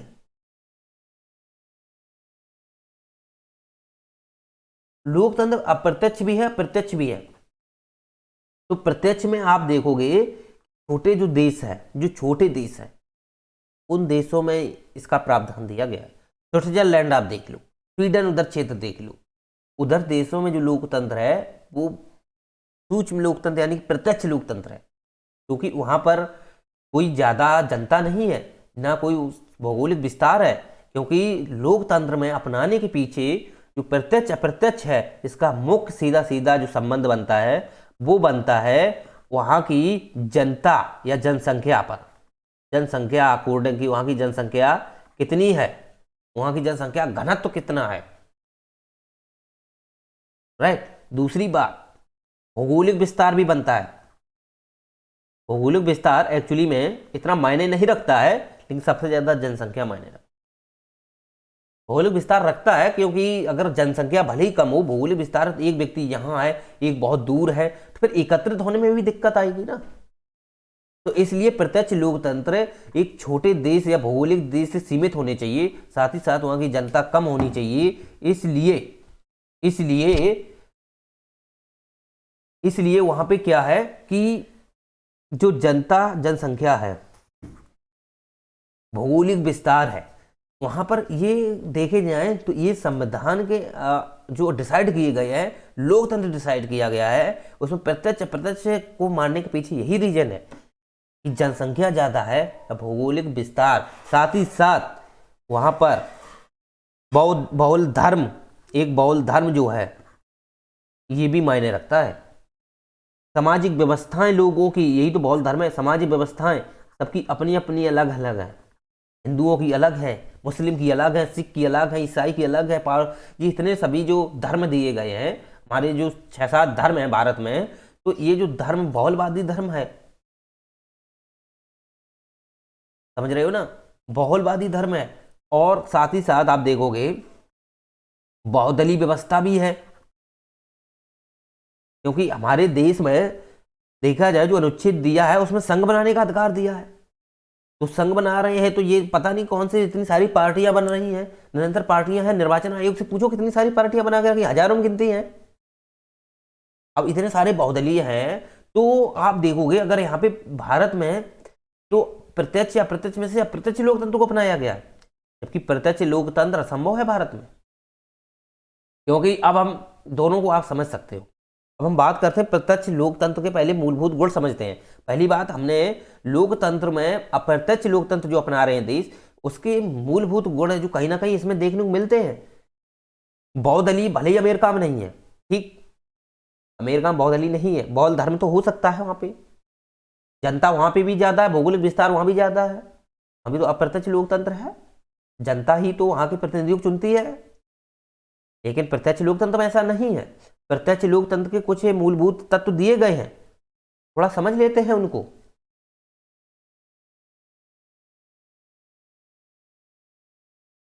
देखो क्या होता है कि प्रत्यक्ष लोकतंत्र की अगर हम बात करें, प्रत्यक्ष लोकतंत्र में जो पावर होती है, जो पावर होती है वो जनता में ही होती है, सीधी सीधी प्रत्यक्ष रूप से जनता में। और जनता जिन शक्तियों का प्रयोग करती है, जनता अपने शासन व्यवस्था को संचालित करने के लिए जिन शक्तियों का प्रयोग करती है, उसके कुछ मूलभूत तत्व दिए गए हैं इसमें। जैसे रिकॉल, कुछ तत्व दिए गए हैं, अगर आप समझना चाहो तो सबसे पहले आप समझो राइट टू रिकॉल। जो राइट टू रिकॉल है, यानी इसे हम परिवेक्षा भी शायद बोलते हैं, आ रही है, राइट टू रिकॉल है, यानी कि वापस बुलाने का अधिकार है। किसे? जनता को। किसमें? प्रत्यक्ष लोकतंत्र में। जिन्होंने इस व्यक्ति को नियुक्त किया है या जो कार्यपाल का नियुक्त है, इसमें कोई पावर नहीं है, ये केवल एक अनौपचारिक रूप से एक प्रतिनिधि है, ऐसा ही देखने लायक है। लेकिन इसकी जो शक्ति है ना, इसकी शक्ति जनता में है। जनता चाहेगी तो राइट टू रिकॉल करके इसे वापस वहीं पे बैठा देगी आकर के। इतनी पावर है यहाँ जनता में, राइट टू रिकॉल करके वापस जिसको चुना है उन्होंने। अब ऐसा तो है नहीं कि जनता पूरा सब राष्ट्रपति या तो सब जनता प्रधानमंत्री राष्ट्रपति तो बन नहीं सकते हैं, क्योंकि इसमें भी प्रतिनिधि होता है, इसमें भी प्रतिनिधि होता है। लेकिन इस प्रतिनिधि की जो शक्तियां होती है वो जनता में होती है, ना कि इसके हाथ में। ये केवल औपचारिक रूप से ऐसे ही कार्य करेगा, केवल दिखावटी कार्य करेगा वहां की शासन व्यवस्था को। अगर ये थोड़ा भी मिस्टेक करता है ना, थोड़ा भी मिस्टेक करता है, तो जनता राइट टू रिकॉल करके इसे वापस नहीं बैठा देगी आगे अपने पास में। हटाओ अलग, कोई मतलब नहीं है। क्या करोगे ऐसा जब तुम जो भी वहां विधियां दी गई उसके अकॉर्डिंग काम नहीं कर पाओगे, जनता का हित नहीं कर पाओगे, तो तुम किस चीज के वहां व्यक्ति बने बैठे हो? किस लिए तुम्हें चुना गया है? तो राइट टू रिकॉल करेगी जनता, वापस कर देगी आकर। चलिए, उम्मीद करते हैं आपको ये चीज स्पष्ट हो गई होगी। राइट टू रिकॉल जनता के ही हाथ में होती है। दूसरी बात है यहां पर पहल, से हम बोलते हैं पहल या इनोवेशन। पहल का मतलब ये होता है कि हम अगर हम कोई चीज समाज में देखते हैं या जो समाज में जो चीजें घटित हो रही हैं, कुछ भी घटित हो रहा है, ठीक, तो मुझे लगता है, लोगों को लगता है, या हमें लगता है, किसी के मन में विचार आया, एक व्यक्ति के मन में विचार आया कि देखो हमारे समाज में क्या हो रहा है, इसके लिए नियंत्रण करने के लिए कुछ व्यवस्था होनी चाहिए, या कुछ आवश्यकताओं के लिए कुछ व्यवस्थाएं होनी चाहिए। तो हम पहल करते हैं, इनोवेशन करते हैं। तो जैसे ये व्यक्ति, एक व्यक्ति के मन में विचार आया, उसने दूसरे को बताया, उसने इसको बताया, इसको बताया, तो एक प्रकार से ये पूरा एक क्या बन गया, एक संघ सा बन गया, लोगों का समूह बन गया। तो इनके मन में जो भावना है वो एक जैसी है, एक जैसी है भावना। क्योंकि जैसे समाज में जो चीज है, जैसे समाज में जो चीज है घटित हो रही हैं, जो समस्याएं हैं समाज में विद्यमान है, या कोई चीजें हो रही हैं, केस या कोई आतंकवादी हो रहा है, या कोई भ्रष्टाचार फैल रहा है, उस पर मुझे नियंत्रण करना है, तो उसके लिए मुझे पहल करनी होगी। और पहल कौन करेगी? जनता करेगी। और जनता में किसी भी व्यक्ति के मन में ये विचार आ सकता है, प्रत्येक पावर है, हर व्यक्ति, किसी के भी मन में विचार आ सकता है, कोई भी बच्चा हो चाहे कोई बूढ़ा हो, किसी के मन में आ सकता है, हर व्यक्ति चाह सकता है। अगर अब एक व्यक्ति से होने तो होगा नहीं, विचार ला सकता है, लेकिन वो दूसरे को बताएगा, वो इसे बताएगा, इस प्रकार से समूह बनेगा, और समूह बनकर के निश्चित रूप से एक बड़ा संघ बन जाएगा, और यही जनता लोग मिलकर के पहल करेगी, और पहल करके कोई भी कानून बनाएगी, और वो कानून बनाने के लिए उसे निर्देश, दिशा निर्देश देने के लिए एक प्रतिनिधि को चुनेगी कि भाई तू ऐसा कर, अगर तू गलत करेगा तो निश्चित रूप से राइट टू रिकॉल करके तुझे वापस हम कर देंगे। ये एक पहल है। पहल क्या करती है? किसी कानून बनाने की एक शक्ति देती है जनता में। चल भाई, हमारे देश में ये हो रहा है, ऐसा होना चाहिए, ऐसा नहीं होना चाहिए, हम पहल करेंगे इसके लिए, हम देशों को इकट्ठा करेंगे लोगों को, और हम एकत्रित कर करके संघ बना करके हम उसके लिए अधिकार या कानून बनाएंगे, इस पर्पज के लिए। दूसरी बात, जनमत संग्रह, वो तो पहल थी किसी को बनाने के लिए, जनमत संग्रह। अब जनमत संग्रह क्या होता है कि हम कोई कानून बनाते हैं, वो कानून कितना सही है, कितना गलत है, पक्ष विपक्ष की बात होती है इसमें। जनमत संग्रह में पक्ष विपक्ष की बात क्या हो गई? जैसे कोई भी एक विधि बनाई गई है, जनता ने पहल करके बना दी इसको, ठीक, पहल की जनता ने बना दी। अब इसके पक्ष में कितने हैं और विपक्ष में कितने हैं? ऐसा नहीं है कि सभी पक्ष में ही हो जाएं, लेकिन अधिकतम होने चाहिए। अब ऐसा भी नहीं है प्रत्यक्ष लोकतंत्र में कि सभी का मतलब होना चाहिए, अगर एक व्यक्ति मना कर रहा है तो नहीं होना चाहिए। यहाँ कोई वो नहीं है वीटो पावर, स्थायी कार्यपाल, वहां पे जो स्थायी वीटो पावर होती है, 5 में है तो वहां पे एक ने मना किया तो भंग, ऐसा नहीं है इसमें। यहाँ पर इतनी सारी जनता है, जरूरी थोड़ी सबके विचार एक जैसे हो सकता है एक विचार बदल जाए, लेकिन अधिक से अधिकतम होने चाहिए, अधिक से अधिकतम। तो जनमत संग्रह अगर किसी चीज को लेकर होता है, वो कानून, विधियों, नियम के लिए अकॉर्डिंग होता है। अगर वो निश्चित रूप से अगर किसी कानून के लिए हो रहा है, अगर उस पर पक्ष में जनता मत दे रही है, अगर वो दे रही है 60% या विपक्ष में दे रही है 40%, ठीक, तो 60% में अगर पक्ष में दे रही है तो 100% वो कानून बनेगा, 100% वो कानून बनाएगा। जनमत संग्रह का अर्थ यहाँ यही है, केवल मतदान की एक बात होती है यहाँ पर पक्ष विपक्ष में। लेकिन ये जो मतदान है ये सीरियसली है, ये याद रखना। ऐसा नहीं है कि एक बार हमने मत दे दिया है तो हम उसे वापस नहीं ला सकते, वापस ला सकते हैं। भाई मेरा मत दिया है तो उसकी एक पावर पड़ सकती है, हमारा मत का कोई मतलब है, मूल्य है उसका। ऐसा नहीं है कि मत दे दिया कि फालतू का है, तुम अब चले गए ऊपर तो अपनी कुछ भी मनमानी करोगे। नहीं नहीं नहीं, हमारा मत का मूल्य है, हम उस मूल्य को बनाए रखने के लिए हम तुमको वापस भी ला सकते हैं, अगर तुम उल्टा काम करोगे, गलत काम करोगे, भ्रष्टाचार फैलाओगे, राजनीतिकरण करोगे लोगों में, ऐसा तो नहीं कर सकते हो। तो इसके लिए जनमत संग्रह होता है, कानून विधियां होती हैं, उस पर जनमत संग्रह होता है कि कोई कानून बन रहा है, उसके पक्ष में कितने हैं, उसके विपक्ष में कितने। पक्ष में अगर ज़्यादा % है तो वो कानून बनता है, और विपक्ष में है तो बने रहने तो कोई मतलब ही नहीं। अगर विपक्ष में ज़्यादा है तो वो कानून रद्द हो जाएगा, कोई मतलब नहीं है। भाई संतुलन बनाने के लिए एक पल्ला भारी होना चाहिए। पल्ला जब तक भारी नहीं होगा तो आप कैसे कह सकते हो कि ये कानून होना चाहिए कि नहीं। अगर बराबर है चीज़ें, दोनों बराबर हैं, तो बराबर की स्थिति में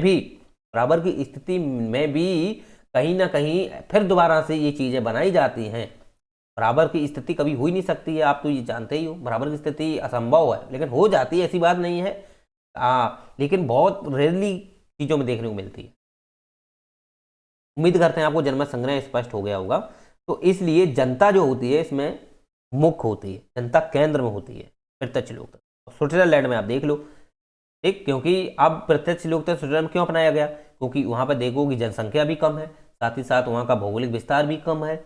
ओके, वहाँ के लोग पढ़े लिखे हैं, काफ़ी आदरणीय लोग हैं, समझदार हैं, शिक्षित लोग हैं। तो भारत में तो इतने शिक्षित है नहीं, भले ही 60% शिक्षित हो गए हों, लेकिन फिर भी परंपरागत वाले लोग हैं, वो अपना चलाएंगे, कुछ कैसा चलाएंगे, तो ये तो ऐसा हो गया, कोई कानून विधि बनी नहीं पाएगी। तो यहाँ पर तो मुश्किल है अब प्रत्यक्ष लोकतंत्र स्थापित करना।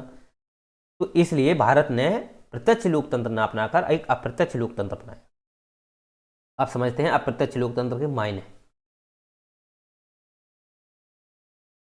अप्रत्यक्ष लोकतंत्र की अगर आप बात करोगे तो ये जो है ना, ये हमारी जो प्रस्तावना है उसमें तो लोकतंत्र की बात है, लोकतांत्रिक गणराज्य है। लोकतांत्रिक मतलब लोकतांत्रिक मूल्य हैं, और लोकतांत्रिक जो मूल्य हैं वो क्या क्या है, स्वतंत्रता है, समता है यानी समानता। लोकतंत्र में स्वतंत्रता, समता, बंधुत्व, एकता, ये लोकतंत्र के मूल्य हैं। ये हमारे संविधान में की प्रस्तावना में दिए गए हैं। और साथ ही साथ लोकतांत्रिक मूल्यों में कर्तव्य भी हैं, कर्तव्य भी हमारी प्रस्तावना में दिए गए हैं। जैसे एकता बनाए रखना, अखंडता बनाए रखना, ये कर्तव्य हैं। साथ ही साथ एकता, अखंडता, इसी में आप अगर देखोगे तो बंधुत्व, ये हमारे कर्तव्य दिए गए हैं। कोई चीज हम तुम्हें दे रहे हैं तो तुम्हारे कर्तव्य भी तो होने चाहिए। संविधान कर्तव्य भी मांगता है कि हम तुमको कुछ दे रहे हैं, तुमको हम अधिकार दे रहे हैं, तुमको हम न्याय दे रहे हैं, तो हम तुमसे भी तो कुछ डिमांड करेंगे कि भाई तुम भी इस देश की सुरक्षा रखो, इस देश की एकता रखो, देश की अखंडता रखो, बंधुत्व बनाए रखो। आपस में विद्रोह करोगे, आपस में ईर्ष्या करोगे, तो कहीं ना कहीं ये हमारे संविधान की प्रस्तावना पर ठेस पहुंचेगी। और प्रस्तावना ऐसा नहीं चाहती है, क्योंकि वो सभी को एक समान देखती है। इसलिए ये चीजें हैं, स्पष्ट कर्तव्य भी दिए गए हैं। तो अप्रत्यक्ष जो लोकतंत्र है इसमें आप अगर देखोगे तो जनता ही मत देती है, इसमें भी जनता मत देती है, लेकिन यहाँ मत देने का एक तरीका ही अलग है। यहाँ पर क्या है, मत तो आप दे दोगे, मत आप यहाँ के प्रतिनिधियों को देते हो, प्रतिनिधियों को देते हो मत। यही प्रतिनिधि क्या होते हैं, चुन करके किसे चुनते हैं, ये चुनते हैं वहाँ के राष्ट्रपति है, प्रधानमंत्री है, राष्ट्रपति है, उसे हम चुनते हैं। कौन चुनते हैं, ये प्रतिनिधि चुनते हैं। लेकिन प्रतिनिधि तब तक नहीं चुन सकते हैं जब तक हम इनको नहीं चुनेंगे। भाई पावर इनको हम दे रहे हैं, पावर हम इन्हें दे रहे हैं, तो कौन दे रहा है प्रतिनिधियों को, जनता दे रही है, ठीक। और प्रतिनिधि किन्हें चुन रहे हैं, राष्ट्रपति को चुन रहे हैं, प्रधानमंत्री को वहां पे चुन रहे हैं। ओके, तो ये देखे जाए तो प्रधानमंत्री है और राष्ट्रपति है, ये उनको चुन रही है। तो लेकिन चुनती तो कौन है, प्रतिनिधि को जनता ही। इनका कहीं ना कहीं इनसे जो संबंध है वो देखा जाए तो अप्रत्यक्ष है, इनसे संबंध है अप्रत्यक्ष, क्योंकि सरकार तो यही चला रहे हैं। तो इनसे संबंध देखोगे आप, अप्रत्यक्ष है। भारत की बात कर रहे हैं, भारत की। और जबकि आप देखोगे जो प्रतिनिधि हैं इनसे जनता का प्रत्यक्ष संबंध है, क्योंकि सीधे मत इन्हीं जनता के लोगों को ही तो देती है। जनता के जो लोग होते हैं, जो देखने को मिलते हैं, उनसे ही तो है। बस इन्हें इतनी पावर दी गई है कि इनको केवल वोट देने का, मत संवैधानिक अधिकार दे दिया है, मत देने का अधिकार दे दिया है, लेकिन इन्हें 5 साल के पहले पहले इन व्यक्तियों को हटाने का अधिकार, बस जनता के हाथ में यही नहीं है। तो जनता के हाथ में ये नहीं है, इसलिए ये लोकतंत्र जो है अप्रत्यक्ष है, ना कि प्रत्यक्ष। जनता को एक साइड से पावर दे दी गई, एक साइड से नहीं दी गई। एक साइड से चुनने की पावर दे दी गई है कि प्रतिनिधियों को चुन लो, लेकिन प्रतिनिधियों को वापस राइट टू रिकॉल करने की जनता के हाथ में पावर नहीं। हमारे यहाँ के लोगों को पावर नहीं। भाई आप तुमने चुन दिया है 5 साल के लिए, तो 5 साल तक ही रहेगा, चाहे वो कैसा भी काम करे। आप विद्रोह करके उसको भले ही आप वापस करा सकते हो, कुछ भी करा सकते हो, भ्रष्टाचार फैला सकते हो, विद्रोह करोगे, ठीक, वो आपका एक देखा जाता है, विद्रोह करोगे, लेकिन शांतिपूर्ण विद्रोह होना चाहिए। ऐसा नहीं है कि हिंसात्मक होना चाहिए, अहिंसात्मक विद्रोह होना चाहिए। विद्रोह भी हिंसात्मक अहिंसात्मक हो, ऐसा नहीं है कि अराजकता अगर है तो शांतिपूर्ण होनी चाहिए, हिंसात्मक अराजकता ठीक नहीं होती है। तो आप ये कर सकते हो, ठीक, लेकिन ये कहीं ना कहीं आप देखोगे तो ये प्रतिनिधियों को जनता ही तो पावरफुल बना रही है, इनको वापस नहीं कर सकते इनको, लेकिन मत देकर इनको पावरफुल कर रही है, और यही लोग तो हैं इनको चुनते हैं।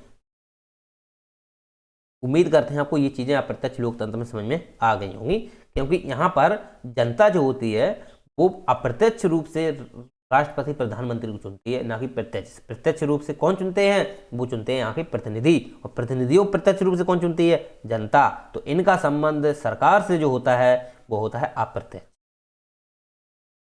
और प्रतिनिधियों से होता है प्रत्यक्ष।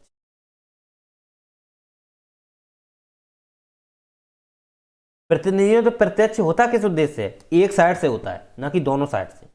ये प्रत्यक्ष एक साइड से होता है, केवल मत देने से ही एक साइड से है प्रत्यक्ष, लेकिन वापस नहीं बुला सकती है। तो इसका एक जुड़ाव इसमें अप्रत्यक्ष भी देखने को मिलता है। लेकिन यहां देखो, आप यहां पे आप इनका संबंध देखो, प्रतिनिधियों का इनसे जो संबंध होता है, इनसे इनसे इनका प्रत्यक्ष होता है। क्यों प्रत्यक्ष ऐसे होता है कि ये जो प्रधानमंत्री होते हैं ये सरकार के मुखिया होते हैं, और सरकार जो होती है किससे बनती है? मंत्री परिषद से। वहाँ की मंत्री परिषद होती है, और मंत्री परिषद जो होती है इसे वापस कौन बुला सकते हैं? मंत्री परिषद होती है, इसे संसद में पावर होती है। अगर मंत्री परिषद है, अगर अपना बहुमत नहीं दे पाती है, या कोई विधि द्वारा जो कानून बनाया है उसका अकॉर्डिंग काम नहीं कर पाती है, तो निश्चित रूप से वहां अविश्वास प्रस्ताव लेकर के, निंदा प्रस्ताव करके इसको कहीं ना कहीं भंग करने का प्रयास करती, मंत्रियों से प्रश्न पूछ करके, ठीक। तो ये पावर जो है वो प्रत्यक्ष है, दोनों साइड से है, क्योंकि जो प्रधानमंत्री हैं, ठीक, प्रधानमंत्री हैं, वो आप अगर देखोगे भले ही उनको ये नहीं हटा सकते हैं, लेकिन अगर आप अविश्वास प्रस्ताव अगर पास होता है ना, तो मंत्री परिषद को इस्तीफा देना ही पड़ता है। तो ये प्रत्यक्ष है दोनों तरफ, क्योंकि उनको चुनती भी वही है और वापस भी वही कर सकती है। संसद में इसकी पावर दी गई। तो संसद और सरकार, इनके बीच में जो संबंध है वो प्रत्यक्ष है, जबकि सरकार और जनता के बीच में जो संबंध है वो अप्रत्यक्ष है। उम्मीद करते हैं आपको ये चीजें स्पष्ट हो गई होंगी। अब हम बात कर लेते हैं यहां पर कि जैसे जो देखोगे कार्यपालिका है, कार्यपालिका भी दो टाइप की होती है, एक स्थायी एक अस्थायी। स्थायी कार्यपालिका में आप देखोगे प्रशासनिक लोग आते हैं, जो आईएएस आईपीएस जो लोग बनते हैं, अधिकारी बनते हैं, ऊपर लग जाते हैं, चाहे ज्वाइंट कैबिनेट सचिव हो, चाहे सचिव है, चाहे एडजॉइंट सचिव है, कोई भी सचिव है, ये प्रशासनिक अधिकारी हैं। ये स्थायी कार्यपालिका है, ये स्थायी है। ये एक्चुअली में आप देखोगे ये दिखते नहीं हैं, इनका कोई विवरण नहीं दिया गया है, लेकिन ये भी एक प्रकार से देश के सबसे मुख्य लोग यही माने जाते हैं, देश को यही चलाते हैं। स्थायी है। अस्थायी में देखोगे तो राजनीति है, राजनीतिक लोग आते हैं जो 5 साल के लिए जनता चुनती है, जिनको ये राजनीतिक लोग, राजनेता लोग आते हैं, ये हाथ हिलाते देखते हैं, बस हाथ हिलाते रहते हैं, और इनके पीछे जो काम करते हैं ये प्रशासनिक लोग काम करते हैं। ये कोई काम नहीं करते हैं, इनको कोई इतना नॉलेज नहीं होता है देश चलाने का, देश ये चलाते हैं, ये मुख्य होते हैं। आईएएस अधिकारी जो बनते हैं, डीएम एसडीएम, इससे बड़े जो अधिकारी होते हैं, ये देश को चलाते हैं। ये तो देश को चलाते नहीं है, बस एक औपचारिक रूप से हाथ हिलाने का काम करते। चलिए, तो उम्मीद करते हैं आपको ये चीजें स्पष्ट हो गई होंगी। अब बात ये आती है कि कार्यपालिका, अब आप देखोगे कि इसमें आप देखोगे अप्रत्यक्ष लोकतंत्र में, भारत में अप्रत्यक्ष लोकतंत्र है, लेकिन भारत में राष्ट्रपति को भी कहीं ना कहीं अप्रत्यक्ष रूप से चुना जाता है, लेकिन भारत जनता द्वारा अप्रत्यक्ष रूप से है, ठीक। लेकिन अमेरिका में अगर आप देखोगे तो यही राष्ट्रपति को प्रत्यक्ष रूप से जनता चुनती है, राष्ट्रपति को प्रत्यक्ष रूप से जनता चुनती है। यहाँ पर प्रतिनिधियों द्वारा राष्ट्रपति नहीं चुना जाता है, अमेरिका में, यहाँ सीधे जनता चुन लेती है। तो यहाँ पर राष्ट्रपति आप देखोगे तो राष्ट्रपति वहाँ मुख्य होता है, जैसे यहाँ का प्रधानमंत्री मुख्य है, इसी प्रकार वहाँ पे राष्ट्रपति मुख्य है, राष्ट्रपति वहाँ भी मुख्य है। लेकिन ऐसा नहीं है कि वहाँ की जनता राष्ट्रपति को हटा दे, नहीं हटा सकती है जनता, जनता नहीं हटा सकती है इसको, इसलिए वहाँ भी अप्रत्यक्ष लोकतंत्र है। लेकिन यहाँ राष्ट्रपति को चुनने का अधिकार सीधे जनता के हाथ में है, जनता ही चुनती है राष्ट्रपति को। लेकिन भारत में जनता नहीं चुनती है राष्ट्रपति, यहाँ अप्रत्यक्ष लोकतंत्र है। यहाँ पर एक तरफ से तो प्रत्यक्ष दिखता है जो राष्ट्रपति को चुनती है, लेकिन इसे वापस नहीं बुला सकती है, इसलिए अप्रत्यक्ष है। तो अप्रत्यक्ष लोकतंत्र के यही मूलभूत गुण हैं कुछ। उम्मीद करते हैं आपको ये चीज़ें स्पष्ट हो गई होगी कि प्रत्यक्ष लोकतंत्र और अप्रत्यक्ष लोकतंत्र में क्या भिन्न विशेषताएं देखने को मिलती हैं। चलिए, आशा करते हैं आपको ये चीज़ें स्पष्ट हो गई होगी। लंबा लेक्चर हो गया। नेक्स्ट लेक्चर में हम समझने का प्रयास करेंगे जो नेक्स्ट जो मूल्य है, जो प्रस्तावना में दिए गए हैं, उन पर हम बात करेंगे।